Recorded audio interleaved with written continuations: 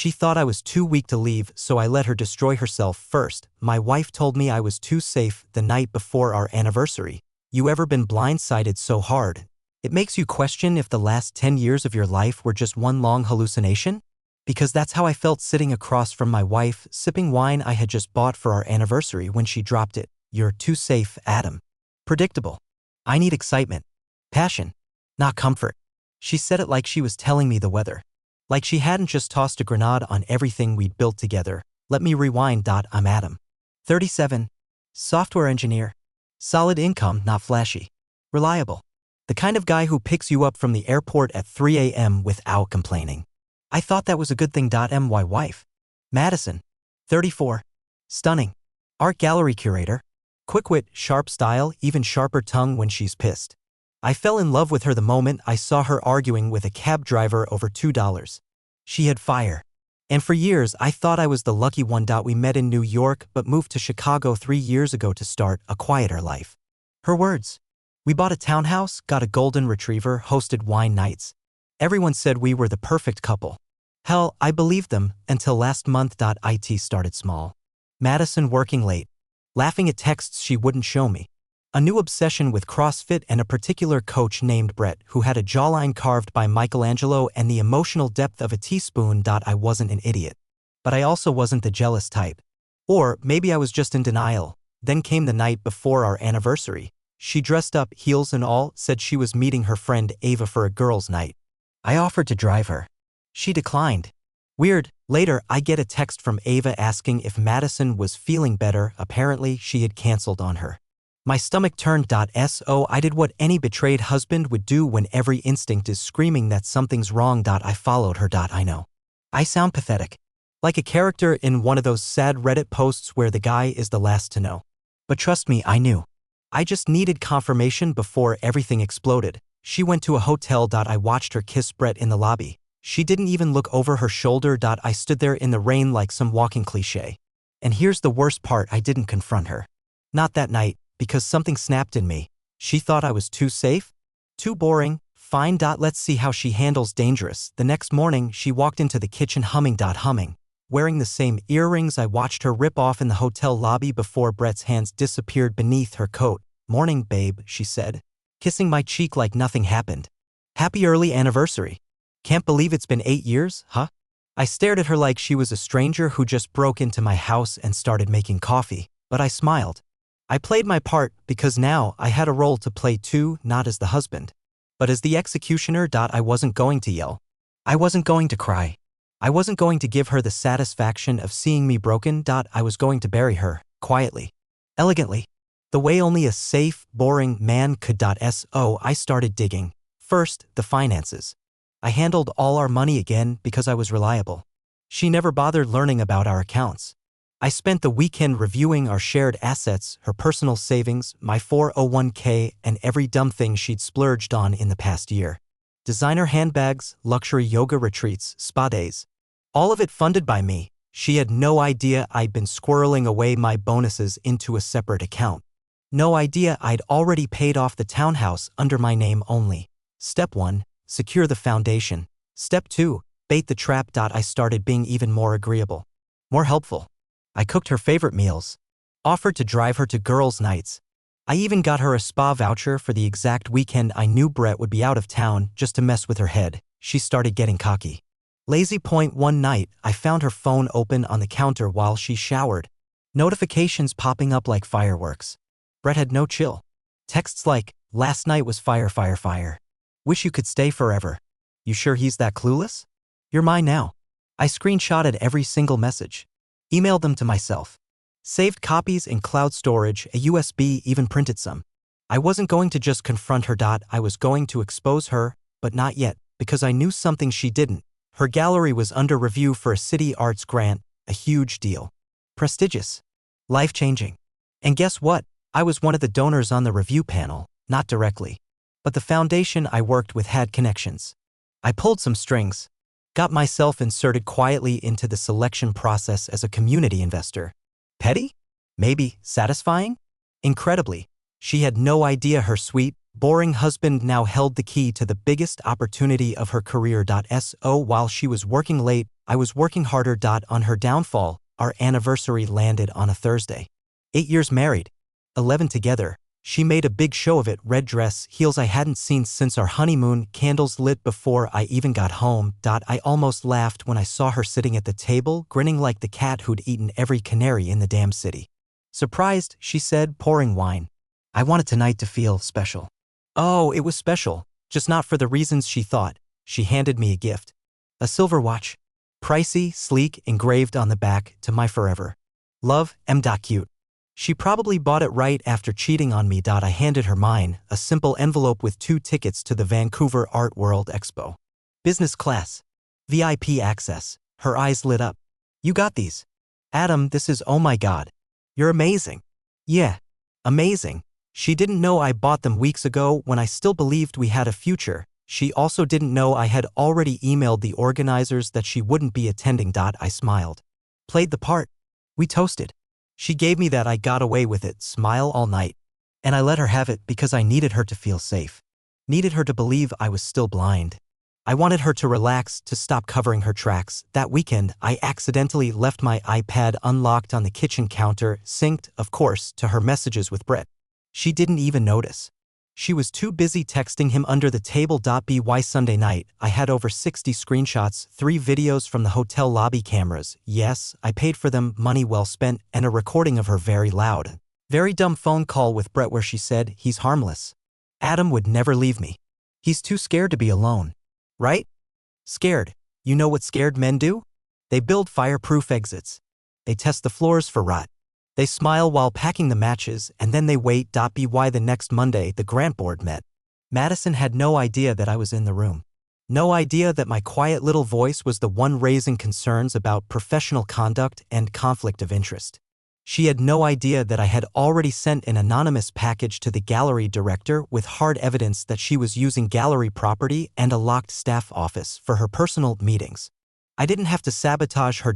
I just let the truth speak louder than I ever could, and then I set the timer, because while she thought she was building a new life with Brett, I was making sure she'd have nothing to stand on. 2 weeks after our anniversary, Madison came home with that smug glow of someone who thought she'd cracked the system. She sat me down in the living room. I was halfway through a rerun of The Office. Adam, she said gently, like she was about to break up with a golden retriever. I think we need to talk. I paused the TV. She took a breath. I've been feeling lost. And I don't want to hurt you, but I think I need space. To figure things out. For myself. Space, I repeated. She nodded, eyes wide with fake vulnerability. You deserve someone who's all in. And right now, I'm just not. I think a trial separation could help. Translation, Brett finally promised to leave his girlfriend, and I think I can land on my feet. I gave her a slow nod, like I was shocked but understanding. If that's what you need, it is, she said. You've been incredible, Adam. Seriously. You'll always be important to me. Right. So important. She had hotel receipts with another man while I was buying groceries. I think I'll stay with Ava for a while, she added. I almost choked. Ava, the same friend she claimed to be meeting the night she was in Brett's hotel bed. I gave her the softest, most supportive smile I could muster. Of course. Take all the time you need. She hugged me. You're amazing. I hope we can stay friends. I told her I hoped the same, and just like that she packed a bag, kissed our dog goodbye, and walked out the front door thinking she was the one making the move. But what she didn't know was that while she was gone, I did the following: froze our joint account, transferred all my savings back to my name, canceled her credit cards, the ones I was paying, removed her access to all streaming services, utilities, and even the Spotify family plan. Petty? Yes. Delicious? Absolutely, but I wasn't done. Remember the townhouse? She always assumed it was in both our names. It wasn't, and when I emailed her to let her know she had 30 days to retrieve the rest of her things with a list of what legally belonged to me, she freaked, called me 23 times, texted, Adam WTF? What is happening? I thought we agreed this would be mutual and respectful. I didn't respond, because by then I had already changed the locks and made a final appointment with a divorce attorney. One who specialized in high-asset cases and had seen everything. 3 days after I served her divorce papers, Madison showed up at my door, mascara smudged, jacket half on like she left somewhere in a hurry. Like maybe she wasn't so sure about her plan B anymore. Adam, she breathed out, eyes already glassy. Can we talk? I didn't say a word. Just stepped aside. She walked in like she still owned the place, glancing around like a ghost visiting her old life. I'm sorry, she said, spinning to face me. This wasn't what I wanted. No? I said, cool and calm. I thought. Brett, he said he was going to leave his girlfriend. And now he's being weird and distant, and she rubbed her face. I made a mistake, okay? I tilted my head. Which part? Her lip trembled. You didn't deserve this. I thought I wanted more, but I didn't realize what I had. You're a good man, Adam. I stayed quiet. You were always there for me, she continued. And I took that for granted. But if you'll let me come home just to talk, to try, maybe we could. No, that stopped her cold. What? No, I said again, firmer. You don't get to burn the house down and then ask if you can warm up by the ashes. But Adam, I messed up. We can fix this. You didn't just mess up, I snapped. You lied. For months. You cheated. You looked me in the eye every day and performed. She opened her mouth, but I held up a hand, and here's the part you don't know, I continued. The gallery? Pulled your grand offer. They cited ethics violations. Someone sent them proof you were using staff offices for your little extracurriculars. She went pale. You're lying, she whispered. I walked over to my laptop, opened the folder labeled Project Redemption, and turned the screen toward her. Photos. Videos. Screenshots. Timestamped. Cross-referenced.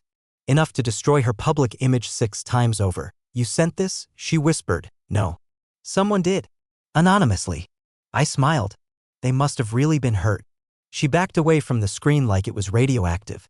You ruined my life. No, I said quietly. You did that. I just let you. Silence stretched between us.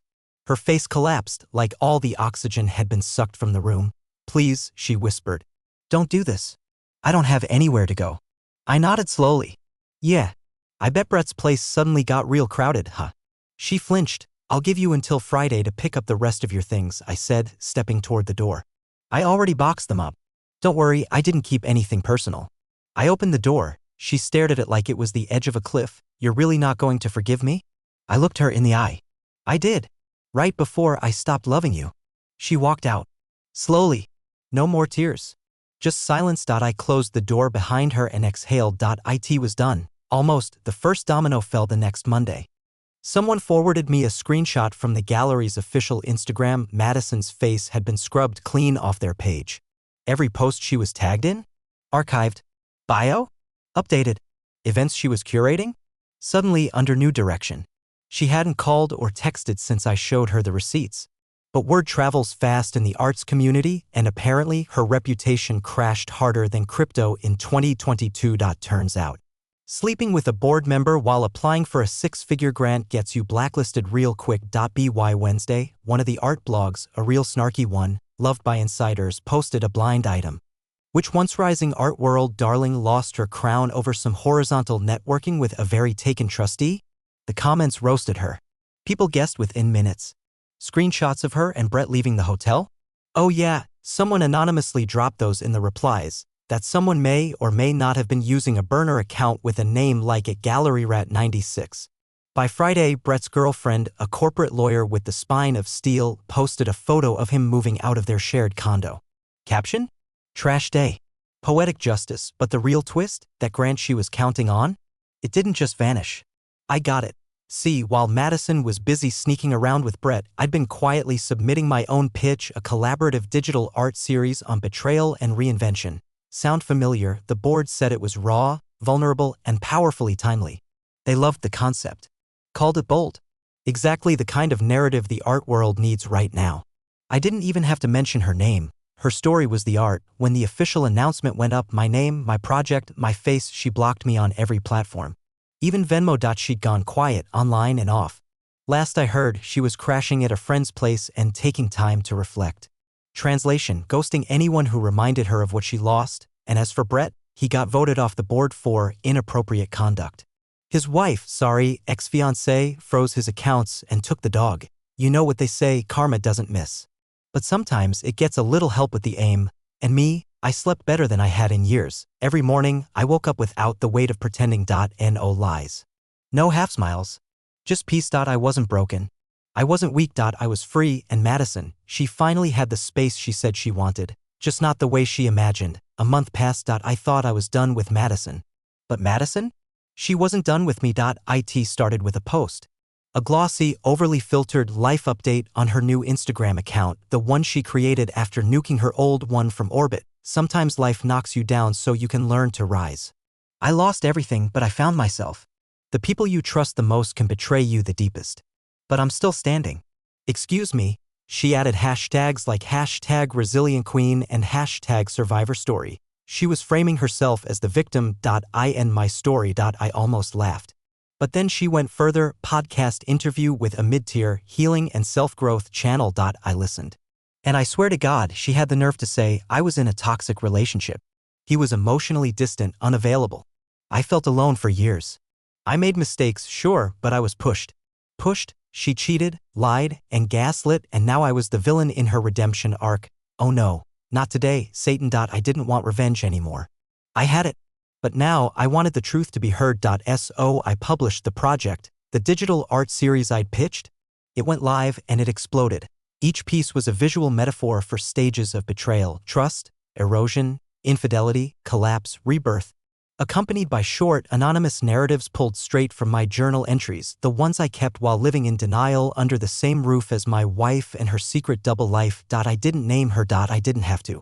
The art spoke louder than any name ever could. The gallery's social media shared the series. It went viral.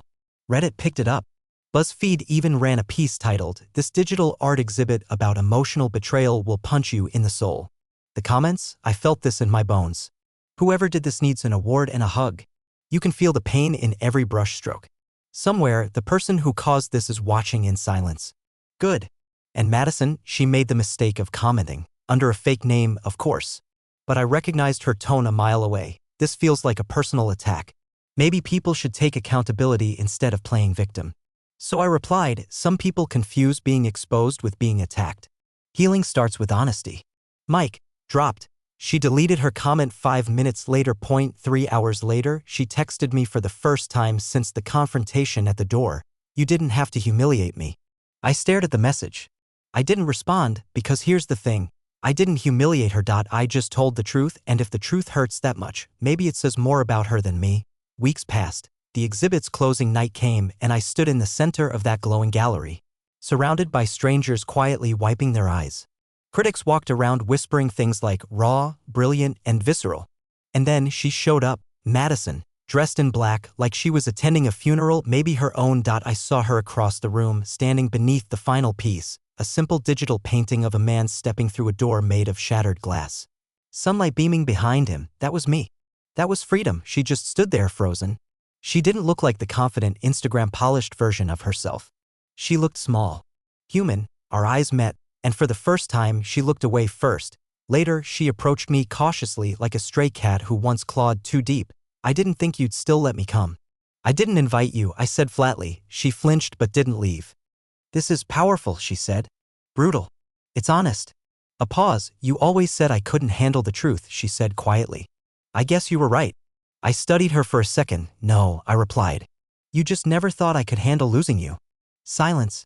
She swallowed hard, eyes darting. I'm sorry, she whispered. I know I keep saying that, but I mean it. I messed everything up. I nodded. Yeah, you did. I miss you, Adam. I miss the way you made me feel safe. I smiled, not cruelly, just finally at peace. You didn't want safe, I said. You wanted power. You wanted someone who'd let you take more than you gave. She shook her head. I didn't realize it until I lost you. I leaned in slightly. No, I said. You didn't realize it until everyone else stopped clapping. Her eyes filled with tears, but I didn't move. She wanted me to reach out. To offer something. Anything, but I had nothing left for her. I wasn't bitter. I wasn't angry. I was free. She stepped back, nodded slowly, and turned to leave, and just before the door, she looked over her shoulder and said, You win.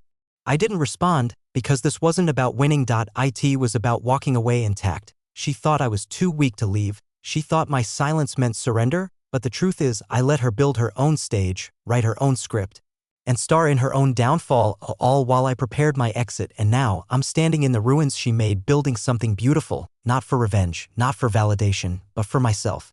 Because I was never the broken one. I was just waiting for the silence to speak louder.